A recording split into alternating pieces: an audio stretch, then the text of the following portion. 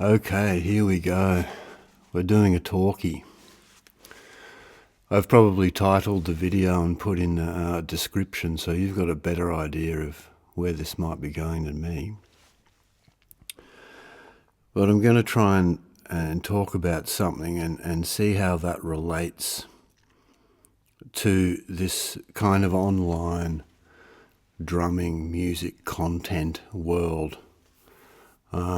And I guess more specifically, how there's so many of these sorts of drum lesson channels and subscribe and online courses.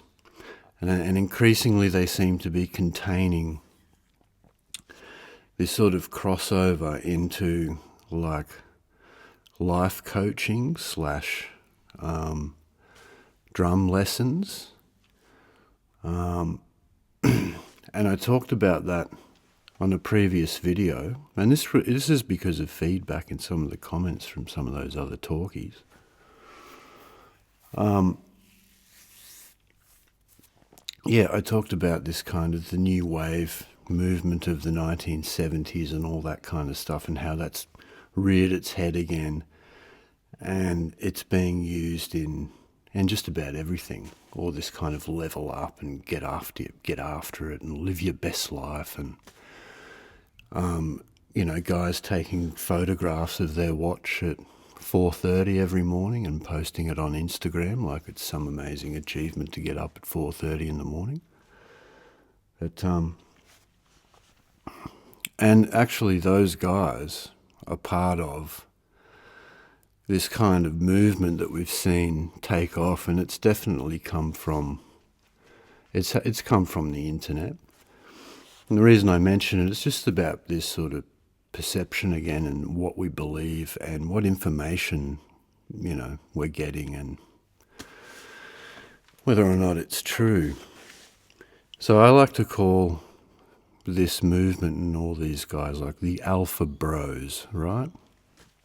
You've seen this as all these like the manosphere and these different coloured pill movements, But the alpha bros, these guys who have like you sign up to become an alpha, and they're all chomping on cigars and doing karate, and they've got tattoos all over them and running around calling everyone a pussy and a bitch all the time, and you're a motherfucker and all this, and all this bravado and fuck you, and you're a fucking loser, and really great stuff. And you go, so okay, and that's all based on this theory that human beings are a dominance hierarchy, and they compete for dominance. So in 1970, there was an author, a guy who was a biologist who specialised in wolves, and his name was David Mech, spelt M-E-C-H. You can look him up on Wikipedia. And he wrote a book called The Wolf, The Biology and Ecology of an Endangered Species. I'm pretty sure that's the title. You can check it out. And this book was a study on wolves and wolf behaviour. And it was done on wolves that were in a zoo. So wolves in captivity. And David Mech came to this conclusion that, okay, well, this is the kind of what plays out, is the wolf that ends up on top is the one that essentially sort of fights the most and will be the most aggressive and take the most food and dominate space and all of that. And I believe it was published in 1970, and not long after, David Mech realised that he'd made a huge mistake, and that his study was fundamentally flawed and wrong. And that was because of the fact that he'd studied wolves in captivity. And later on, he would explain that he would compare it to studying human beings in captivity, so in prison, and then using that to say, oh, this is how humans construct their societies, right? So he actually asked the publishing company, he wasn't happy with the book continuing to be going out to the public, but it was a hot bestseller. It was a bestseller, it was making lots of money. So as you know, like with music, publishing deals are usually they're often even 50-50, so the publishers get a lot out of it. And the publishing company said, no, we want to keep putting it out there because it's making heaps of money and it's selling. Excuse me. And so this was the book that started, it sort of got disseminated into mainstream culture and started to be referenced as an example of this kind of alpha bro culture and this dominance hierarchy and even the idea of the alpha, right? See, the thing about wolves is they actually pair for life, so they're monogamous and they pair for life. A pack of wolves will usually be like 2 or 3 families. So you've got like 3 sets of parent wolves and then all the offspring. And all of the parent wolves, take some responsibility in raising the young and everything else. So what you might see is that amongst those 3 groups of the parent wolves, maybe you've got, say, the young parents, and then you've got the middle parents, and then you've got the elderly ones or something. So the middle might take on more of the duties or whichever. There isn't one single alpha wolf going around stomping his foot and calling all the shots. The other thing is that when wolves travel in packs like that, the lead wolf, if there is one, which would basically just be like probably the middle-aged fit parent, but he would lead from the back of the pack with a distance between himself and the pack. Excuse me.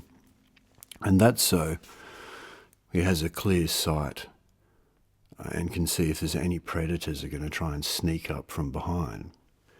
So he's not out in front going, yeah, and getting around, and beating everyone around. He's back there making sure everyone's okay. There's the other. So here you go, right? So people, that's one of the examples. And that was the main kernel that's now become this whole thing that people believe is a fact. And they start trying to use things like evolutionary psychology, which is highly questionable. So the other funny one, because they're always comparing themselves to animals as well. The other one they use is the silverback gorilla. You gotta be the silverback, You gotta be the silverback. You gotta turn your voice down extra low and try to speak in a lower voice. Sorry, I'm just making that up because... So, similar thing again. In groups of gorillas like that, the silverback, the alpha, which isn't what they are called, he's a peacemaker and a harmony maker and a mediator. And he wants the group to be happy and calm and for there to be social cohesion and all of that. So he's more likely to be standing in between two other younger chimps or gorillas, telling them to stop fighting, not running around beating everyone up and beating his chest, right? He's also, he'll be kind to the young. It's another feature of the alpha, the silverback. And he doesn't bogart the females. So he doesn't, bogart. He doesn't try to keep all the females to himself and go, get fucking bashing up the beta males for trying to get to his females. So what can happen, however, and this is my favourite part of this, is if, let's say, the patriarch of the group, he gets a bit old, and one of the younger, stronger, bigger gorillas comes up and he's got a bit of an attitude, and he decides one day he's going to go up the hill there and he's going to take down the old boy and he's going to take over. And he does, and he bashes him up and he does a number on him and he takes over.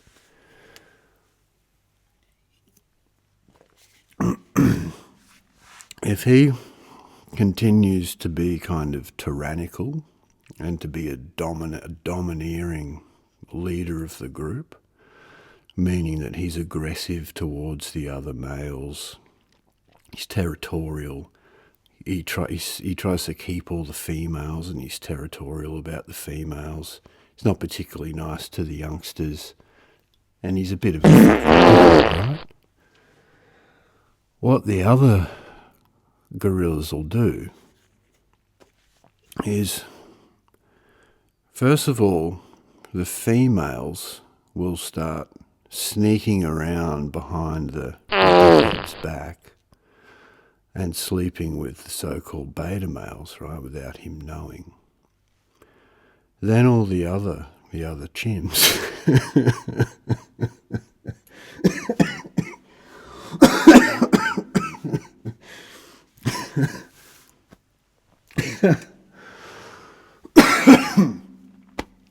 excuse me. Then the other chimps, right, they'll form a coalition and they'll conspire to gang up on this fucking right? And they basically conspire and go, we're going to take him out. So they've been banging the other girl chimps behind his back and they're not happy. And they all get together and one day and they go up and they gang up on him and they take him down. And he's fucking out of there. And they do a number on him. So then they appoint like the new patriarch, the one that's going to take his place. Now, if he happens to not be the biggest, toughest sort of chimp in the world, or gorilla, I'm not a zoologist.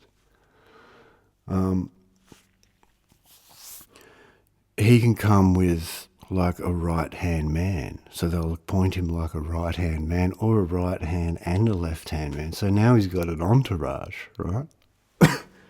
So if, in future, if they get the big chimp running up with his cigar in his mouth, he's 3-on-1. He's fine. Isn't that funny though? So this whole notion that this even exists in nature, this dominant alpha figure, is total, utter nonsense.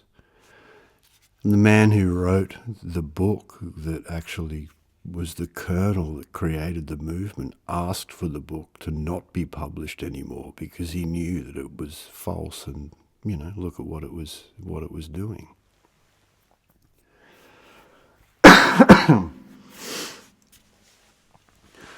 So animals sort of can't afford to be really, fighting each other all the time. There's too much at stake. You can't just go to the doctor.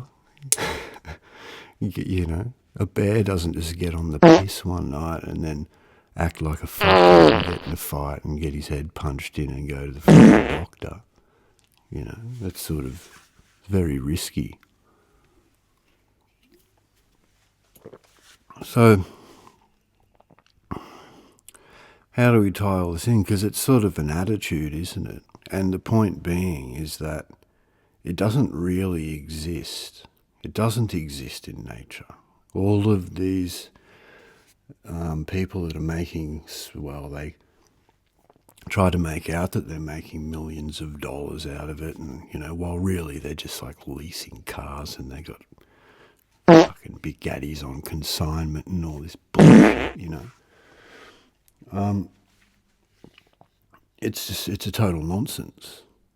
And nature doesn't work that well.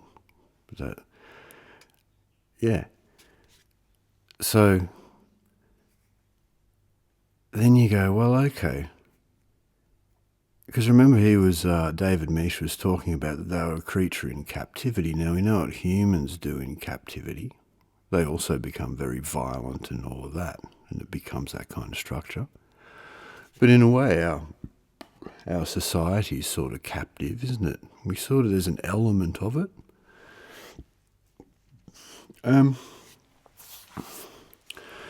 Struggling to get back in there. So I'm getting at this, the online stuff's the same thing, right? There's so much fucking bullshit going through all of that stuff now. And it's just the drums. Like, don't get me wrong, I'm not one of these people that's like, what's the saying now? It ain't that deep, man. Well, it's just the drums, it ain't that deep, man. It's like, no, it's deep. But all that is people trying to sell product. And that's what it really is. They're going to convince themselves of whatever they need to convince themselves of. Because they want to sell their product. Is it really about you? Is it really like... And all these ideas of like, this is how you should live, and if you're going to play drums, you need to fucking lift weights and drink fucking grass juice and bullshit. You don't have to do that if you don't want to. Heaps of those guys who preach all that shit aren't even that fucking good. And there's plenty of other guys that don't go around drinking grass juice who fucking shred them. There's even, you see older guys now. I saw a clip of Carl Palmer the other day. He was doing a solo at I can't even remember if it was a concert or a clinic, but it was a bit of an extended solo. And I'm like, man, how old is Carl Palmer? He must be in his 70s or something. And I looked at him, he's 75, and I'm looking at him play. And it's like, man, he's just ripping. Like, he sounds great. He sounds... You know, you seen that other guy online here? I'm going on a rant, who cares? That other guy who's always telling you that you suck. His whole sell is how much he sucks. And, you know, this is why you suck too. And why we all suck at drums. That's his sell. Suck. What the fuck is that?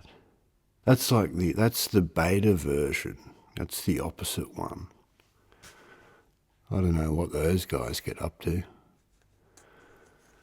But it's just so comical, actually, and funny when you see that. This whole concept of this alpha bro, complete bullshit. And as I just explained with the chimps, and as you see, it happens in human societies as well. They inevitably come sort of crashing down, those people. They have to. Eventually all their bullshit, people get sick of it. Anyway, so I wonder where it will all go. And I just reckon, you know, like if you found your way here because you like my playing and you get something out of this and out of any little tips and lessons and whatever, it's that's great, and it's just there to use, you know, and just be very cautious of like this stupid sort of, you've got to be getting up at 4:30 in the morning and going to the gym and fucking make, you know, got up at 3:30 this morning, made 70 grand and done fucking 5 workouts already. You know, get on the steroids and get some armband tattoos and become hyper vigilant to any kind of criticism, you know, which is really what it is. It's not confidence, it's hyper vigilance and insecurity to criticism. You know, become reactive. Another non-alpha trait. I think it's hilarious. And like, how much more of that can we really fucking deal with? Like, how many how-tos, like how to do a double stroke roll?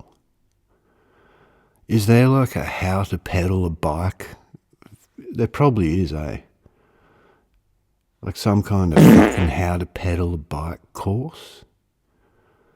Do you go get motorcycle lessons and then after you've had your grass juice and done your fucking push-ups, you got to go to anatomy class to learn how to like pull a clutch in with one finger? Does it really require all this fucking information all the time? Like to just go and figure that out? You know? I did double stroke rolls. I was a 9-year-old kid, figured it out in an hour, you know? Oh, well, was around drums and whatever, but these fucking people online who go on telling people it's really hard and why you suck and it's like this competitive, it's a weird position, that one, isn't it? It's like the victim signalling, competitive victimhood, like competitive being shit, or somehow it's a virtue to just always, it's like it's the competitive, it's like out-humbling. You seen that? People trying to out-humble each other. I'm so humble. Oh, no, you're so humble. No, I'm so humble. No, you whatever the fuck.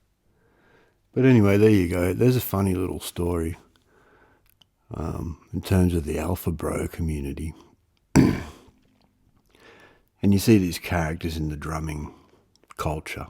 This kind of alpha bro culture has almost become, it's sort of all pervasive. It's sort of everywhere. And go and check out that book and look it up. 1970, perfect timing, right?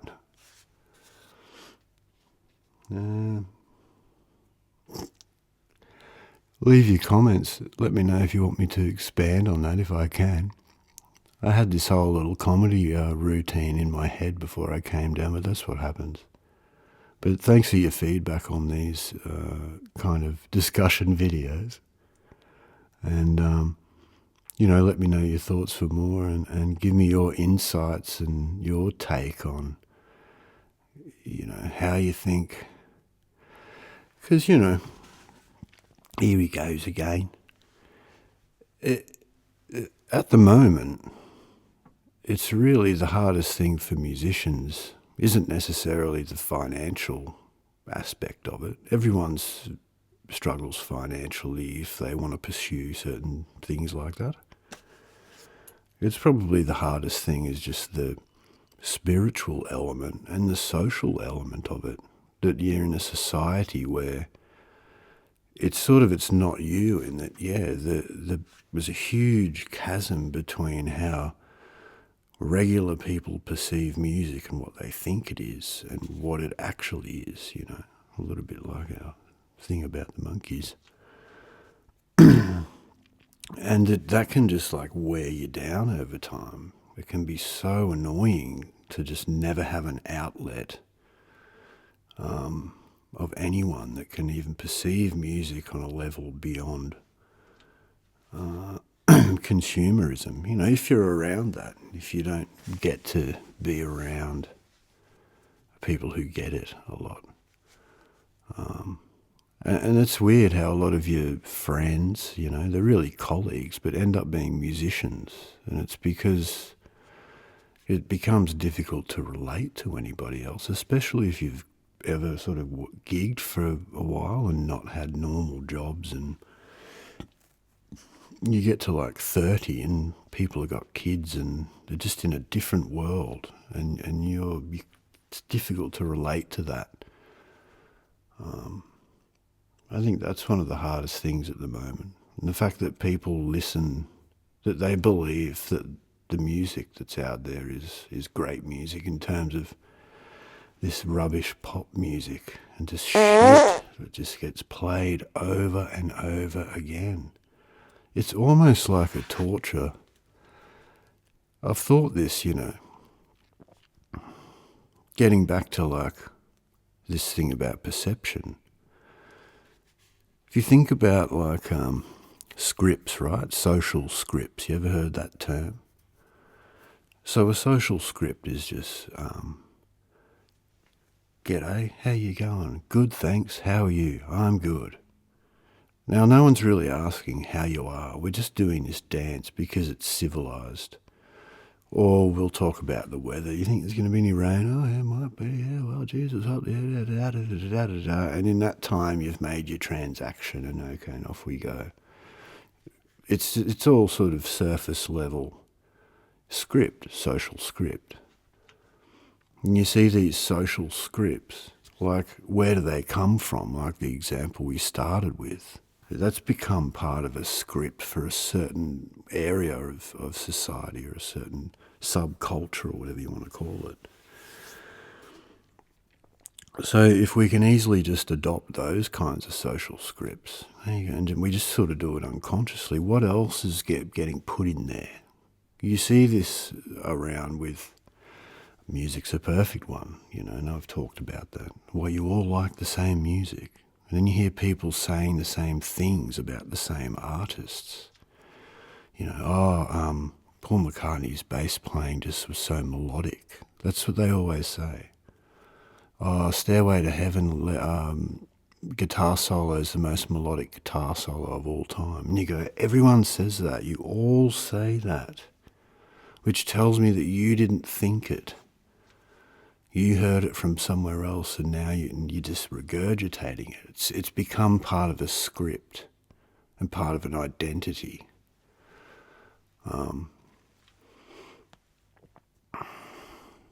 So yeah, how deep do those go? And what is this going into the workplace or a supermarket? Same fucking music. I'm 40-something years old. Same fucking songs. Every day, turn on the radio. There they are. Classic hit from 1984. All the same fucking shit from the charts. Just like 30 years later. Every fucking day. And no one notices, and no one seems to care. The old George Carlin bit. It's true, though.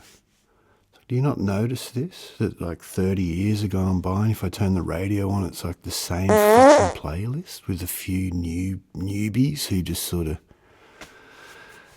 who were just basically a new flavour of Skittles or whatever. They're still fucking Skittles. And people just adopt it. It's like how these cults happened, Gaga and Swift and all of that. The Beatles, my favourite. Anyone who's seen these talkies knows how much I love the Beatles. And you hear these social scripts. What the fuck is this, And as far as the drums go and music goes and all of that, it's two things. It's not that hard, but like anything, if you really want to get into it, it can get hard. And to do it well and at a higher level is hard, but it's a process. And I used the example the other day of like a yo-yo. How many fucking videos can you watch on how to throw a yo-yo down and get it to come back up? If you just spend the time doing it and get in that place, you'll figure it out. You'll end up learning things and figuring things out and going, oh, I prefer to do it this way, or I prefer to do it that way. And then later on, when you maybe get an opportunity to learn from someone or see it, you'll go, I already do that. And because you've practiced all the other things to get there, you kind of know those things too. It's just fucking, all those lessons are just people trying to create a business.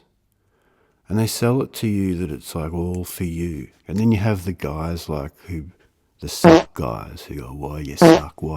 So they're telling you fucking suck, so they can give you some bullshit course on double stroke fucking rolls that goes for 6 fucking weeks.